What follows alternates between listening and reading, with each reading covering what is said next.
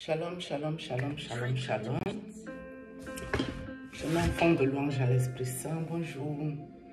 En fait, nous irons encore sur Masolo Tunasi et Maman Esther. Ok. Tout ce qui arrive aujourd'hui, mes amis, c'est Masolo Tunasi qui l'a organisé. D'accord? Parce que si Masolo Tunasi faisait ses prêches avec Maman Blanche sans faire son apologie, sans trop parler d'elle, comment elle est belle, comment elle est amoureuse, comment, je pense que les réactions des personnes au jour d'aujourd'hui ne seront pas aussi virulentes, aussi violentes. D'accord? Mais si les gens sont aussi violents, c'est parce que les gens ont l'impression qu'ils ont été trompés sur cet amour extraordinaire que Masolo Tunasi leur présentait avec Maman Blanche. Parce que pour eux, dans leur tête, quand tu as trop aimé quelqu'un et que la personne décède, tu ne peux pas te remettre en ménage, venir parler de ça déjà 3 mois plus tard, et puis attendre 1 an pour te remettre en ménage. Ça déjà, c'est ça que les personnes n'arrivent pas à accepter et comprendre, parce que les personnes se rendent compte qu'il y a eu tromperie sur la marchandise. Donc, ça veut dire, on dirait que Maman Blanche était une poupée Barbie, fonds de commerce, qu'on utilisait pour attirer les clients. Et le jour qu'elle quitte la terre, Masolo Tunasi ne prend pas le temps de la pleurer. Et tout de suite, il est capable de se remettre en ménage. Surtout qu'il a annoncé trop tôt, 3 mois plus tard. C'était pas abusif. C'est lui-même qui a organisé ce qui se passe. Tu es libre de prêcher, mais tu n'es pas libre d'utiliser ta femme comme une poupée que tu adores, puisque Dieu a la limite, pour que quand il meurt, tu dis que tu n'es pas venu servir Maman Blanche, tu es venu servir Dieu. Mais non, Marcelo, c'est toi qui as présenté ça aux gens. Mais quand la personne n'est plus avec toi, qu'elle est décédée, elle a perdu sa vie, tu ne peux pas venir encore leur dire 1 an plus tard que tu te maries. Ils s'interrogent. Quand est-ce que tu as fait le deuil? Quand est-ce que tu as pleuré ton épouse? Quand est-ce que tu as connu Maman Esther? Quand est-ce que vous avez décidé de vous marier? Parce que tout le monde qui te regarde, Marcelo, n'est pas spirituel. Tout le monde qui te regarde ne comprend pas les choses spirituelles. Mais les spirituels comprennent que tu peux te marier même 2 jours plus tard que tu as perdu ton épouse. Parce que le mariage est dissolu à partir du moment où quelqu'un décède. Donc après, tu es un homme libre de faire ce que tu veux de ta vie. D'accord? Et vous qui ne comprenez rien à la spiritualité, je vais vous donner un petit truc simple. Peut-être ça peut vous aider. Quand on a fait les obsèques au stade, je crois que c'était stade Tata Raphaël, ça fait longtemps ça, quand on regardait les obsèques en direct, vous avez dû voir, pendant qu'il y avait encore le cercueil posé au stade, il y a le pasteur soi-disant, je crois que c'est lui qui avait uni le mariage de Blanche Tunasi et Masolo Tunasi. Vous avez dû voir qu'il a pris le pasteur Marcelo devant vous, il a enlevé son alliance. Il a parlé beaucoup de choses et tout. Instantané, là, quand il enlevait l'alliance du mariage. Il a dit comme quoi l'esprit de Maman Blanche ne doit pas revenir vers Masolo Tunasi ou dans sa maison le tourmenter ou le troubler. Donc, c'est devant vos yeux. C'est devant vos yeux que tous les liens d'âme ont été coupés. Les liens d'âme, les liens spirituels, les alliances spirituelles, toutes ces affaires, c'est devant vos yeux que ce pasteur a fait le rituel. Et vous avez bien vu. Mais peut-être vous qui n'êtes pas spirituel, vous n'avez pas compris de quoi il s'agissait. D'accord? Et à partir du moment où on a enlevé l'alliance de Marcelo et parlé tout ce qui avait été parlé très spirituel, c'est à partir de là que même l'attachement que Marcelo avait pour sa femme Blanche Tunasi s'est arrêté. Donc ça veut dire que lui là, c'est pas comme vous quand vous perdez des personnes. Ce n'est pas le même processus. Il ne peut pas pleurer son mort comme vous. Pourquoi? Parce que eux, dans ce qu'ils sont, on a réussi à l'enlever de là instantané pendant qu'on n'avait pas encore atterré Blanche Tunasi. Quand on a pris le cercueil de Blanche pour ramener au cimetière, Marcelo n'était déjà plus, même en lien d'âme, même en esprit, même en quoi que ce soit avec Blanche. l'histoire s'était déjà arrêtée entre eux au stade. Ça veut dire au stade quand on a enlevé cette alliance, Marcelo était déjà un homme libre physiquement, libre spirituellement, libre dans son cerveau. Donc ça veut dire que vous pouvez comprendre que la façon que vous pleurez vos morts, lui ne pouvait pas pleurer cette femme-là ainsi. C'est spirituel. Donc je peux comprendre que vous êtes choqués de la situation, mais il faut comprendre les choses spirituelles. Parce que nous, quand Ekan et Ferdinand allaient nous prendre une centrafricaine, personne ne s'est plaint. Moi, je suis juste venue lui parler quand elle a voulu faire la vantardise parce que je sentais qu'il y avait anguille sur roche là-dedans et que quand ça allait commencer sur lui dans les réseaux sociaux, on allait lui récupérer toutes les vidéos où il vantait cette femme pour le finir. Nous, les Camerounais, ce qui nous a dérangés, c'est qu'on ne lui a pas dit toute la vérité. Mais ce n'est pas le fait qu'il aille prendre l'étranger qui nous a dérangés, nous. C'est pour ça que je lui ai dit désormais, tu vas nous prendre une fille qui maîtrise l'église. Tu ne vas pas encore aller nous ramener les problèmes ici. Puisqu'on dit que cette femme-là, Aïcha, Esther, est de l'église de compassion, ça veut dire qu'elle maîtrise l'église de Marcelo. Ça veut dire qu'elle peut gérer l'église de Marcelo. En plus, elle est pour, c'est le truc des femmes, ou c'est quoi vos histoires dans vos églises-là.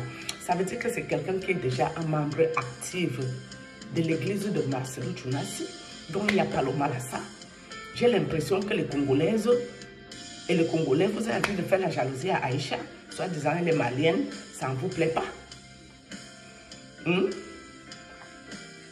Au lieu de venir vous concentrer ici pour insulter Ekan et Ferdinand, vous aurez mieux fait de faire votre sorcellerie pour que Marcelo Tchounassi épouse une femme de l'église Compassion du Congo, non? Vous voyez comme quoi vous êtes distrait dans vos vies. Vous avez trop de distractions et du temps à perdre. Maintenant que Marcelo Tchounassi vient vous mettre les bim, ça vous fait mal. Jusqu'à se sortir qu'on va l'empoisonner. Mais pourquoi? Il y a quoi? On ne peut pas dire qu'on croit en Dieu, on empoisonne les gens. Marcelo est un homme libre de se marier avec la femme qui veut bien se marier avec lui. C'est un couple libre. On ne va pas le forcer d'aller marier un Congolais, ce n'est pas possible. C'est son choix de vie, il sait qu'il a aimé. Cette femme-là est très belle. C'est un beau couple, ils vont former un très beau couple. D'accord? On ne va pas lui en vouloir parce qu'elle est mariée. Mais sauf si elle arrive et pose problème à Marcelo, là vous pouvez vous acharner. Oui, mais si elle se comporte, elle gère bien l'église avec lui. Et d'autres qui disent que Marcelo aurait les pulsions sexuelles qu'il n'arrive pas à contenir. Et c'est pour ça qu'il cherche vite une femme. Non. Non, un homme qui prie. Comme vous dites qu'il est de Dieu, hein, c'est vous qui dites, moi je sais qu'il n'est pas de Dieu. Mais on va partir dans le sens qu'il est de Dieu, comme vous dites. Mais quelqu'un qui est réellement de Dieu peut faire l'abstinence même toute une vie. Quand cette pulsion arrive, tu te mets en prière, ça part. Je vous ai dit que je suis en abstinence depuis 2019, non? Vous croyez que parce que je suis en abstinence, je n'ai pas les envies sexuelles? Je les ai. Mais si ça arrive que je sens que ça ne va pas ce truc, j'entre en prière et ça s'arrête. Donc, Marcelo n'est pas allé se marier pour des pulsions sexuelles. Ça, ce n'est pas vrai. Peut-être aussi, il y a les gens qui n'aiment pas la solitude. Il y a des personnes qui n'aiment pas rester seules. Il y a des personnes, peut-être, qu'il y a aussi une charge très lourde par rapport à l'église. Et il y a les hommes de Dieu, très souvent, ils sont des gens très, très seuls, malgré qu'ils sont trop entourés à l'église. Mais ils ne peuvent pas se confier à n'importe qui. Ils ne peuvent pas discuter à cœur ouvert avec n'importe qui. Alors que s'il a son épouse, il peut se confier, il peut se lâcher. Quand ça ne va pas, il peut se confier à elle, il peut lui tenir la main, il peut avoir de la tendresse, de l'affection, de la douceur, de l'écoute bienveillante. Ce n'est pas spécialement sexuel. Parce que c'est vous qui cherchez le sexe, qui êtes toujours dans les choses sexuelles. Est-ce que Marcelo vous a dit que cherchez les problèmes sexuels?